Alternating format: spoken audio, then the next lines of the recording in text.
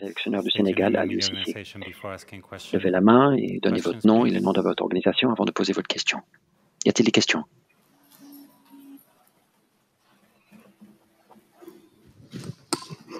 Bonsoir coach, Abdoulaye Thiam de Sud Quotidien. Tous nos encouragements suite à cette élimination et bonne continuation. Est-ce que vous vous dites que le match s'est plié après avoir raté les 2 occasions franches à partir des 20 premières minutes? Alors, je ne dirais pas ça. Je crois qu'un match se joue 90 minutes.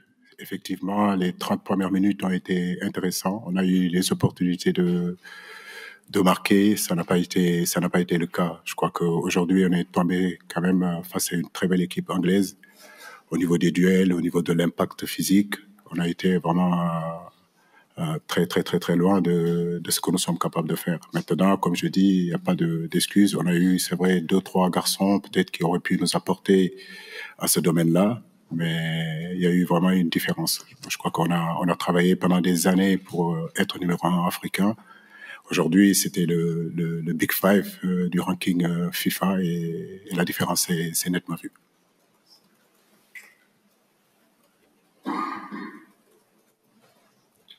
Bonsoir coach, Brahim Sodena de la Mauritanie. Nos encouragements bien sûr après cette élimination parce que je pense que toute l'Afrique était derrière le Sénégal ce soir. Coach, je parlerai pas plutôt du score parce que pour moi ça reste subjectif. Vous avez joué contre l'une des meilleures équipes de cette compétition. Ça s'est ressenti aujourd'hui. Ma question est plutôt au niveau de l'état d'esprit. Depuis le début de cette compétition, on a vu beaucoup de moins bonnes équipes, on va dire, affronter de très très gros, mais faire preuve d'un état d'esprit vraiment de combattant et avoir un résultat peut-être surprenant au final. Aujourd'hui, on n'a pas vraiment senti ça au niveau de la sélection. Qu'est-ce qui s'est passé exactement? Non, je crois que ce n'est pas au niveau de l'état d'esprit. Je suis fier de mes garçons. Je crois que l'état d'esprit a été toujours au rendez-vous. Mais il faut avouer aussi la suprématie de cette équipe qui était en face de nous. Qui a mis beaucoup d'impact, qui a gagné beaucoup de duels, qui nous a fait reculer. Et à partir de là, c'est vrai que ça a été difficile. Ce premier but-là qu'on prend à 5 minutes comment dirais-je encore, de la mi-temps, et puis ce deuxième but qui nous plombe. Mais c'est surtout le troisième but qu'on prend tout en début de deuxième mi-temps qui nous sort carrément du match. Mais je loue la mentalité de mon équipe. Ils n'ont jamais abandonné. Ils ont continué à jouer, à essayer d'avancer. Première. Bonjour. Coach, mes encouragements après cette élimination, c'est Mamadou Salvier de IGFM Sénégal. J'avais une question, coach. En fait, j'aimerais savoir, est-ce que vous vous attendiez à cette physionomie de la rencontre? Est-ce que vous attendiez à prendre 3 buts face aux Anglais? Non, pas du tout, parce que notre force dans cette équipe-là a été toujours notre assise défensive, notre force défensive. Force est de constater aussi que depuis le début de ce tournoi-là, on a souvent pris des buts, même quand on a marqué 3 buts, on a encaissé toujours 2 buts. Bon, c'est surprenant parce que d'habitude, on a quand même une assise défensive qui nous permet, au moment donné, de faire la différence. Donc, non, je ne m'attendais pas du tout à prendre 3 buts. Madame. Coach Ndeye Domthiou, je suis là. Ndeye Domthiou, Radio Sénégal, RTS. C'est vrai que l'Angleterre était dominante. On voit la différence entre les deux équipes. Mais au-delà du résultat, au-delà de la défaite, qu'est-ce que vous avez appris de cette rencontre qui pourra vous aider pour les prochaines échéances de l'équipe nationale du Sénégal? Là, on est dans la Coupe du Monde. C'est les meilleures équipes au monde qui sont là. C'est ce que je disais tout à l'heure. Aujourd'hui, le Sénégal était 18e sur le ranking FIFA. En face de nous, il y avait une équipe qui était 5e ou 4e, le Big Five mondial. Tout ça, c'est un processus. Aujourd'hui, on a travaillé pendant des années et des années pour arriver à hisser notre niveau sur le continent. Maintenant, il faut que l'équipe du Sénégal continue aussi à travailler pour que justement les prochaines Coupes du Monde arrivent à rivaliser face à des équipes de cette envergure-là et de cette qualité.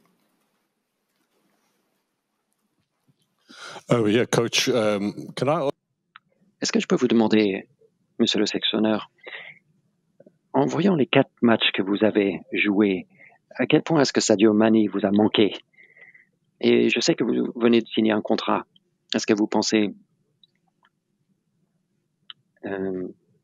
déjà rester, continuer avec ce projet à la tête de l'équipe du Sénégal?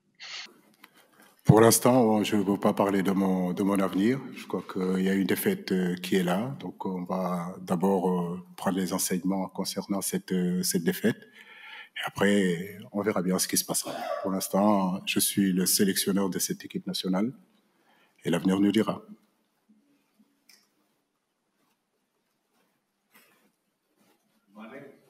Mané, oui, bien sûr. Un joueur du calibre de Mané, je le dis depuis le début de cette compétition-là, manque forcément à une équipe comme le Sénégal. Mais l'ensemble, le collectif, je pense qu'il a été quand même intéressant. Des joueurs ont répondu. Et je le dis, je ne suis pas insatisfait vraiment de l'ensemble des 4 matchs qu'on a fait avec des garçons qui ont pris des responsabilités et qui ont pu élever aussi le niveau. Merci. Coach Bakary Cissé du Journal Record.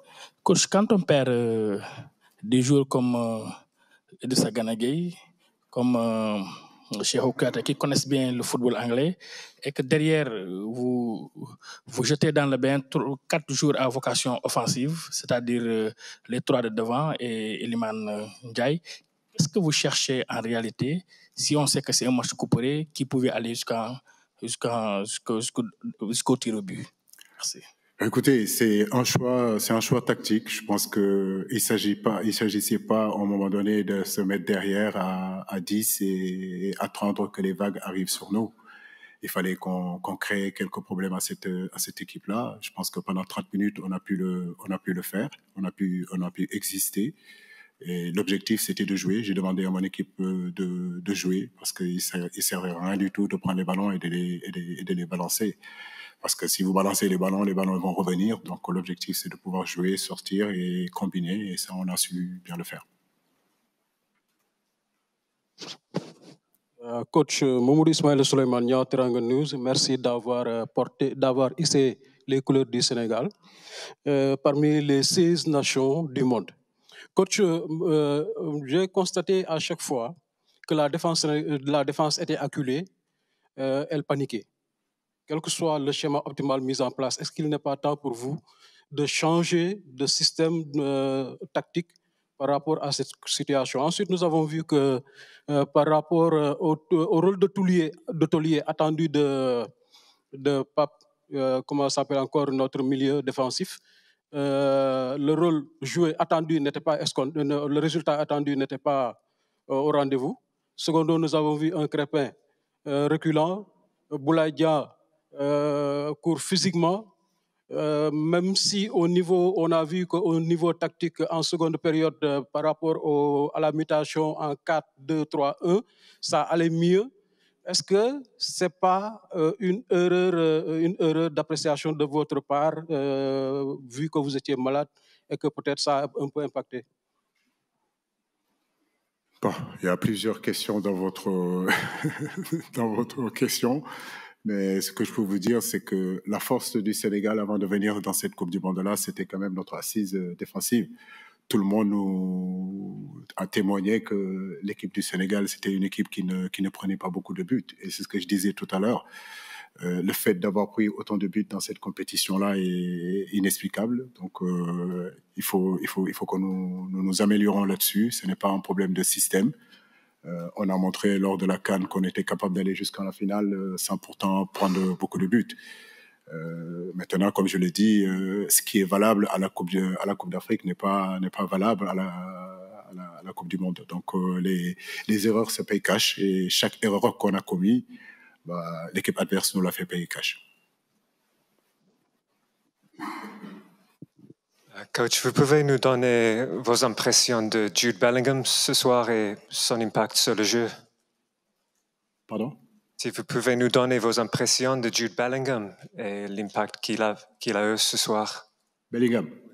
Non, je le disais, une très belle équipe. Bellingham, Anderson, Rice, c'est vraiment des joueurs avec beaucoup d'impact, très athlétiques, capable de récupérer le ballon, capable de distiller le jeu. Harry Kane devant, Saka, non, une très très belle équipe. Bon, c'est pas pour rien du tout qu'ils ont été demi-finalistes lors de la dernière Coupe du Monde en 2018 et finalistes de l'Euro. C'est une très très belle équipe. Donc c'est une équipe on doit prendre référence sur cette équipe-là et travailler justement à arriver à ce niveau-là.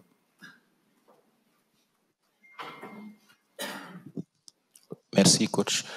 Aaron Dem du journal Vox Populi. Félicitations d'abord pour le parcours du Sénégal. Et la question, c'est de savoir le regard que vous jetez après cette élimination-là sur le parcours de l'Afrique qui n'était pas attendu à ce niveau-là, mais qui a répondu présente à cette Coupe du Monde. Le football africain est en train de s'améliorer et comme je le dis, c'est un processus. Aujourd'hui, ça ne se décrète pas aujourd'hui d'être champion du monde. Aujourd'hui, en Afrique, les infrastructures commencent à se bonifier. Il y a aujourd'hui une véritable volonté des directions techniques de former les entraîneurs. Il faut donner encore plus de possibilités justement aux directeurs techniques de pouvoir aussi travailler. Au niveau des arbitres, on voit aussi que c'est en train de progresser. Nos États aujourd'hui sont en train d'œuvrer pour que notre football avance et je crois que c'est dans ce domaine-là qu'on peut arriver. Les choses ne peuvent pas se décréter. Pendant des années, on a fait des coups, maintenant avec des générations spontanées. Je crois qu'aujourd'hui, dans tous les pays où vous allez sur le continent africain, il y a vraiment une politique sportive qui se met en place. Il ne faut pas se décourager, il faut continuer à œuvrer, à travailler justement pour améliorer tout ça et pouvoir rivaliser justement et gagner ces genres de championnats-là. We have time for one last. Nous avons le temps pour encore une question.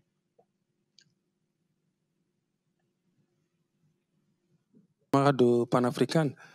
Félicitations pour le parcours que vous avez eu. Vous avez hissé le drapeau africain. Coach, depuis 2020, octobre 2020, le Sénégal n'a pas encaissé 3 buts. Comment vous expliquez le manque de réaction depuis que le but de Harry Kane, on a l'impression que vos joueurs ont rendu l'âme? Non, j'ai pas eu cette impression-là. Je pense que, comme je le dis, on a pris ces buts-là sur, à un moment donné, des erreurs, j'ai envie de dire, techniques, où on doit donner le ballon, on perd le ballon, et à ce niveau-là, les garçons qui sont en face de vous, quand vous perdez ces ballons-là, dans ces endroits du terrain, ils sont dans les transitions, ils sont très forts, c'est des bons finisseurs. Comme je l'ai dit, le haut niveau, c'est ça, c'est des micro-détails, c'est des détails, et ce sont des ballons qu'il ne faut pas perdre, ce sont des situations de jeu qu'il faut être très attentif, parce qu'il n'en faut pas beaucoup pour qu'eux, ils concrétisent leurs occasions. Je crois que c'est l'expérience aussi des grands joueurs, c'est l'expérience des grandes équipes. Merci beaucoup. Merci. Merci beaucoup.